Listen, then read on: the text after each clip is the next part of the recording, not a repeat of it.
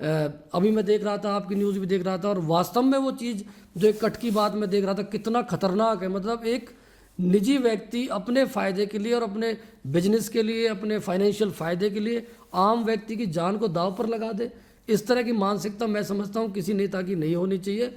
कहीं ना कहीं मुझे ऐसा लगता है कि जो सेंटर की गवर्नमेंट है हमारी या स्टेट की गवर्नमेंट है, कहीं ना कहीं उन्होंने हमारे सांसद के और हमारे मंत्री के नंबर तो बिल्कुल कम क्या जीरो ही कर दिए। क्योंकि जहाँ तक आप देखोगे एक लोकसभा क्षेत्र के अंदर 3-3 मिनिस्टर। क्योंकि मैं देख रहा था कि जब पलवल के अंदर विधानसभा का चुनाव था तो कृष्णपाल जी उस तरह से समर्थन में नहीं आए, जो वहाँ का उम्मीदवार था गौरव गौतम के, जिस तरह आना चाहिए था। हमारे गांव में बैसलात उनका बहुत बड़ा प्रभाव, लेकिन कोई सभाएं उन्होंने इतनी बड़ी नहीं करी। मैंने जो पर्सनली जिस तरह हम समाज के मुद्दों की लड़ाई लड़ते थे, लोगों के हक की बात करते थे, तो कहीं ना कहीं मैं महसूस करता था कि वहाँ के जो एमएलएज हैं हमारे, चाहे वो दीपक मंगला जी रहे हों, परवीन डागर जी रहे हों, मतलब जो 3 विधानसभा सीट थी वहाँ पर एमएलए कुछ इस तरह से थे जैसे कि कोई गांव का सरपंच होता है, पार्षद होता है। जो पावर थी वो पूरी पावर एक कंसंट्रेट थी लोकसभा के सांसद के पास, जो कि हमारे कृष्णपाल गुर्जर जी केंद्रीय मंत्री थे। मतलब कोई भी काम आप उम्मीद नहीं कर सकते यदि आप एमएलए के पास जाते हो और उस काम के बारे में कहते हो, काम तब तक नहीं होगा जब तक मंत्री के पास से हरी झंडी नहीं मिलेगी। नमस्कार फरीदाबाद, मैं सौरभ भारद्वाज और एक बार फिर आप सभी का हार्दिक अभिनंदन है वीओएफ स्टूडियो के पॉडकास्ट में। और आज हमारे साथ हॉट सीट पर बैठे हैं डॉक्टर हरित बैंसला। बहुत सारी डिग्रियां हैं, आपको लिखकर बताएंगे कौन कौन सी डिग्रियां। डॉक्टर साहब कौन कौन सी डिग्रियां? सबसे पहले तो स्वागत है आपका। Thank you so much. और जहाँ तक डिग्रियों की बात आपने करी, मैंने बीए इंग्लिश ऑनर्स किया, एमए किया, एमफिल किया, पीएचडी किया, और उसके बाद अभी लॉ कर रहा हूँ रिसेंटली। और फरीदाबाद सबसे बड़ी बात, युवा, ये जो युवा हैं डॉक्टर हरित बैंसला उन लोगों में से आते हैं जो वास्तव में मुद्दों की राजनीति पर बात करते हैं, जो आम जन के लिए जीवन को बदलने वाली राजनीति है, उस राजनीति की बात करते हैं। अभी हाल ही में विधानसभा चुनाव लड़े हैं पलवल से, आज़ाद समाज पार्टी से उम्मीदवार रहे। गठबंधन था जेजेपी और आज़ाद समाज पार्टी का, तो उसके टिकट पर चुनाव भी लड़ा है उन्होंने। बात करेंगे आज उनसे, चर्चा करेंगे वर्तमान का जो राजनीतिक परिदृश्य है और पिछले 2-3 महीने पहले का जो राजनीतिक परिदृश्य था, दोनों चीज़ों पर चर्चा करेंगे आज उनके साथ जी। तो डॉक्टर साहब, सबसे पहले तो यहाँ फरीदाबाद हमारे स्टूडियो में आने पर आपका हार्दिक अभिनंदन, स्वागत। बहुत बहुत धन्यवाद सौरभ जी। डॉक्टर साहब क्या लग रहा है, अभी क्या लग रहा है? मतलब मैंने जो पर्सनली फील किया पॉलिटिक्स के अंदर अभी रिसेंटली, मतलब कहीं ना कहीं लोग मुझे शिक्षा, स्वास्थ्य और खेल के मुद्दों पर कुछ ज़्यादा एक्टिव नज़र नहीं आए। कुछ इस तरह की सोच थी लोगों की कि एक तो जाट और नॉन जाट जैसी मानसिकता इस तरह चुनाव में रही, हरियाणा का जो चुनाव था अभी, और एक रही कि हिंदू और मुस्लिम जिस तरह की बीजेपी ने जो पॉलिटिक्स करी, अब के जो ब्रेन वॉश यूथ का हुआ, लगभग उनको कुछ ऐसा फील करा दिया गया कि भाई हिंदू सेफ नहीं है किसी और के राज में, हमारे राज में सेफ रहेगा। कुछ इस तरह की मानसिकताओं पर चुनाव हुआ, और इन हिंदुत्व की चादर के नीचे कहीं ना कहीं खुद हिंदू ही अपनी सुविधाओं के लिए रोता और बिलखता हुआ हमें नज़र पड़ता है। जब शिक्षा, स्वास्थ्य और खेल की बात आती है, उसको सुविधाएं नहीं मिलती, बहुत पीड़ाएं महसूस करता है। तो इस तरह की राजनीति फिलहाल परिदृश्य जो रहा, ये इस तरह का रहा। डॉक्टर साहब, अगर हम 19 से 24 का, क्योंकि उसी के आधार पर आपने चुनाव लड़ा जी, 19 से 24 का जो समय रहा जी, पलवल, खासतौर से पलवल जिले में, क्या महसूस किया आपने?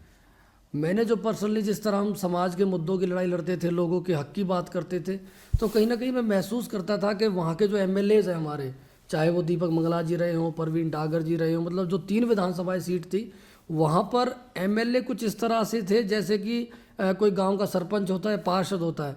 जो पावर थी वो पूरी पावर एक कंसंट्रेट थी लोकसभा के सांसद के पास, जो कि हमारे कृष्णपाल गुर्जर जी केंद्रीय मंत्री थे।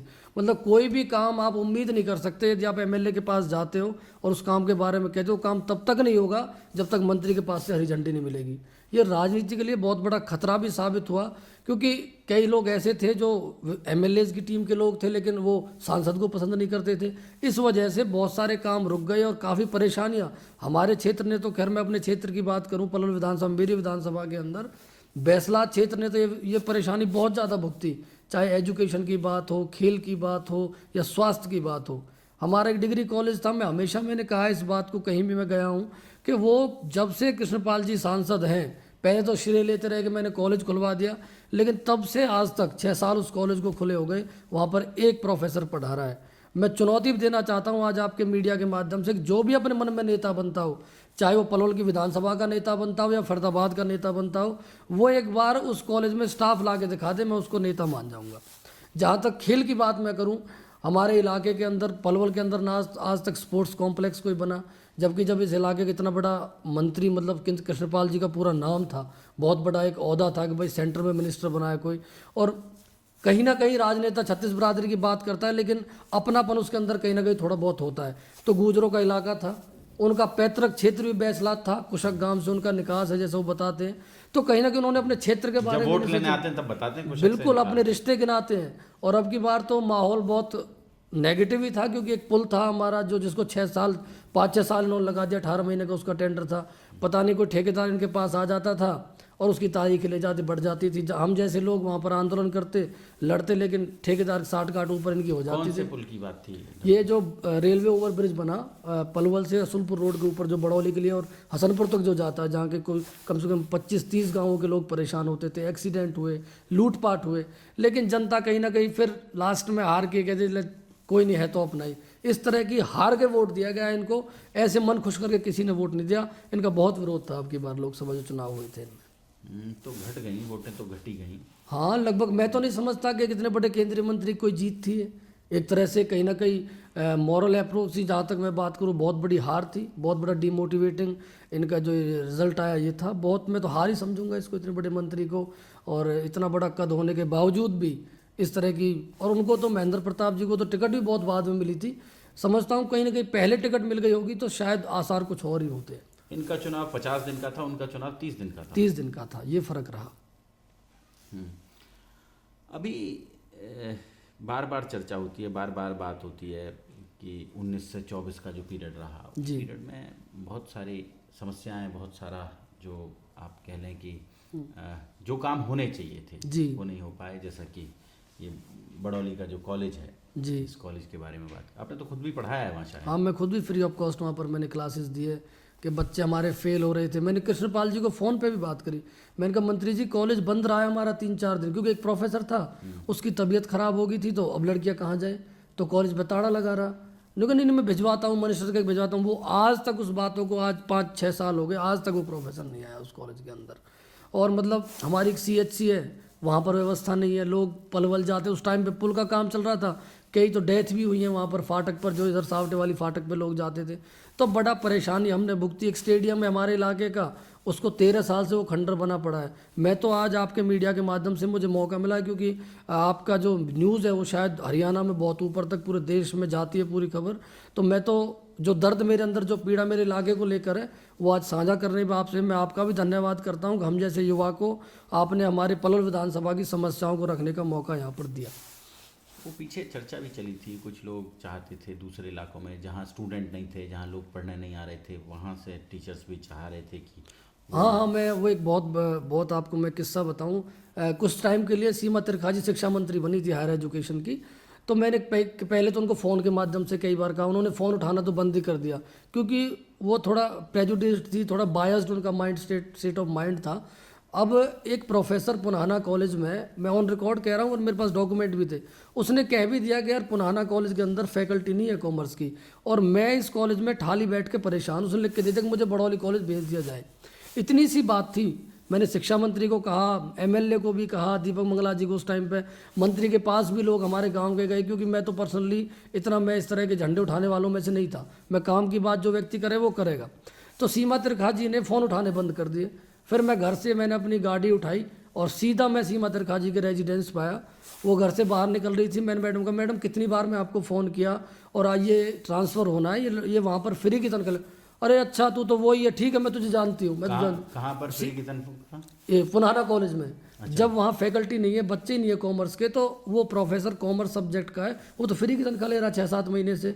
और जब उसको वो कह रहा है खुद मैं वहाँ आना चाहता हूँ, सीमा त्रिखाजी तुझे क्या दिक्कत है, फ्री की तनख्वाह ले रहा, लेने दे। तो इस तरह के बयान थे। और मैं वहाँ ये बात कह के भी आया था, सोच के भी आया था कि मैडम 2 महीने की बात है, वो तबादला तो हो ना हो, लेकिन आपका तबादला ज़रूर होगा। और तबादला उनका हो गया। मैं तो मिठाई बांटी थी उस दिन तबादला हुआ था, जिस दिन उनकी टिकट कटी थी। तो जो जैसा कर्म करता है वो भरेगा भी उस तरह के। तो इस तरह के बायर स्टेट ऑफ माइंड से पॉलिटिक्स नहीं चलती कभी भी एक एक्टिविज़म हमेशा।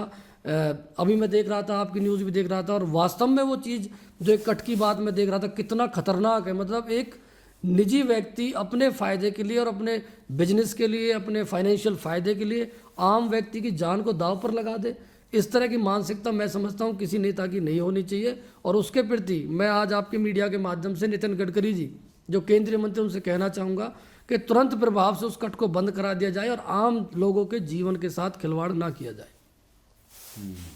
नहीं, निश्चित रूप से हमारी तो कोशिश होती है कि जो जनहित के मुद्दे हैं, चाहे वो, और कई बार ये भी आरोप लग जाता है हम पे कि हम तो सरकार के खिलाफ ही बोलते हैं। हमारा मीडिया आमतौर पर कहीं आप पढ़ेंगे भी तो मीडिया का काम ही आमतौर पर स्थायी रूप से विपक्ष में रहना है। बिल्कुल। और जिन मुद्दों को लगातार कोई नहीं उठाता हो उन मुद्दों पर बात करनी चाहिए। निश्चित रूप से अगर वो जनहित के मुद्दे हैं तो उन पर बात होनी चाहिए। बिल्कुल। लेकिन अब 2024 के जो नतीजे आए हैं और आप ये समझें कि बीजेपी को निश्चित रूप से इस इलाके में बड़ी बढ़त मिली है। जी जी। इस इलाके में बीजेपी को और बहुत बड़ा रिप्रेजेंटेशन मिला है। जी जी। जहाँ तक रिप्रेजेंटेशन की मैं बात करूँ, मैं कहीं ना कहीं समझता हूँ कि कहीं ना कहीं मुझे ऐसा लगता है कि जो सेंटर की गवर्नमेंट है हमारी या स्टेट की गवर्नमेंट है, कहीं ना कहीं उन्होंने हमारे सांसद के और हमारे मंत्री के नंबर तो बिल्कुल कम क्या जीरो ही कर दिए। क्योंकि जहाँ तक आप देखोगे एक लोकसभा क्षेत्र के अंदर 3 मिनिस्टर, विपुल गोयल जी हैं, राजेश नागर जी हैं, गौरव गौतम हैं, 3 मिनिस्टर देने का मतलब है कि एक जो सेंटर का जो रिप्रेजेंटेशन है उसको बिल्कुल लो डाउन, बिल्कुल साइड में साइड कर देना। क्योंकि जब 3 मंत्री एक वहाँ रहेंगे तो कौन उनके पास काम के लिए जाने वाला है। दूसरा, जो उनकी टीम के जो एमएलएज थे, क्योंकि मैं देख रहा था कि जब पलवल के अंदर विधानसभा का चुनाव था तो कृष्णपाल जी उस तरह से समर्थन में नहीं आए, जो वहाँ का उम्मीदवार था गौरव गौतम के, जिस तरह आना चाहिए था। हमारे गांव में बैसलात उनका बहुत बड़ा प्रभाव, लेकिन कोई सभाएं उन्होंने इतनी बड़ी नहीं करी। लेकिन अपने चुनाव के लिए उन्होंने खूब सभाएं करी। इस बार विधानसभा में आप देख लो कि एक बार एक सभा करी थी, बस वो भी झूठे मूठे को दिखावे के लिए। वो सब चीज़ें सरकार के संज्ञान में थी और सरकार ने इनकी टीम के जो, चाहे वो धनेश अदलखा जी हैं, चाहे मूलचंद शर्मा जी हैं, चाहे ये सतीश भागना जी हैं जो बने हैं, इनकी टीम का जो रिप्रेजेंटेशन था वो जीरो कर दिया। क्योंकि मिनिस्टर्स वही बनाए, वो नहीं चाहते थे कि, जैसे कि मैं देखता था सोशल मीडिया पे भी और वैसे मैंने पर्सनली भी ये चीज़ें परखी है कि कहीं ना कहीं विपुल गोयल से भी उनका तालमेल ठीक सा नहीं रहा। वो दिखावे के लिए, चाहे अब हो गया हो ठीक, राजेश नागर जी को भी इन्होंने, अब मैं तिगांव रोड की बात जहाँ तक करूँ, हमारे रिश्तेदारियाँ वहाँ जाते थे, नहीं भाई ये तो कृष्णपाल तो यहीं अपनी राजनीति चमका रहा है, इसको डाउन कर रहा है राजेश नागर को, इसलिए इस रास्ते पे गालियाँ राजेश नागर को मिले, इसको इसने काम नहीं करने दिया बिल्कुल भी। जबकि इनको सोचना चाहिए था और अब रोक लेना कोई उसको काम करने के। मैं बताऊं, राजेश नागर जी, अभी वहाँ एक गुजर महासम्मेलन हुआ था, राजेश नागर जी वहाँ गए थे, उन्होंने मंच से अपना फ़ोन नंबर सबको बताया कि ये मेरा फ़ोन नंबर है और आप सब कोई भी 24 घंटे मुझे कभी भी फ़ोन, एक आम व्यक्ति भी उनको फ़ोन कर सकता है। और मैं तो कह रहा हूँ जिस तरह वो बैसलात में अभी गए, उनके प्रोग्राम भी थे अलग अलग गाँवों में, चाहे भवाना में है, नंदावाला में, लोग, मैं तो कह रहा हूँ गाँव के अड्डों पर चर्चा हो रही है। हमारे आने वाला सांसद राजेश नागर है, वो तो समय बताएगा क्या होना है पॉलिटिक्स में क्या नहीं होना, लेकिन लोगों के अंदर चर्चा है कि भाई राजेश नागर जी अब आने वाले, यदि गुजरों को रिप्रेजेंटेशन कोई मिलेगा तो राजेश नागर जी को मिलेगा। इस तरह की बात मैंने सुनी संसद में। अच्छा, अभी जो पिछले 2-2.5 महीने बीते हैं सरकार को, जी, क्या लग रहा है, कैसा काम कर रही है सरकार? देखिए, मुझे तो जहाँ तक मैं बात करूँ, कुछ काम इनके बहुत अच्छे हैं सरकार के वाकई में। जहाँ तक जैसे कि भर्तियाँ करनी है, हालांकि ट्रांसपेरेंसी जो इनकी रहती है वो डी ग्रुप की और इन ग्रुप की भर्तियों में रहती है। कई बार ऐसे मामले भी सामने आए हैं जो हायर पोस्ट होती है उसमें कहीं ना कहीं थोड़ा बहुत कहीं सबका काम होता है, लेकिन कहीं नौकरियां देने में सरकार अच्छा काम कर रही है। लेकिन जिस तरह की हिंदू मुस्लिम की बातें जो करती है, मैं समझता हूँ कि ये इनको शोभा नहीं देता। अच्छा, मैं आपको हिंदू मुस्लिम की बात एक छोटे से उदाहरण दे के बताऊँगा कि अब पलवल में चुनाव हुआ विधानसभा का, खूब हिंदुत्व के ऊपर वोट डली। मैंने भी छोटे छोटे 20-20 साल के बच्चों के कहते सुना, अब भाई हिंदू खतरे में आ जाएगा।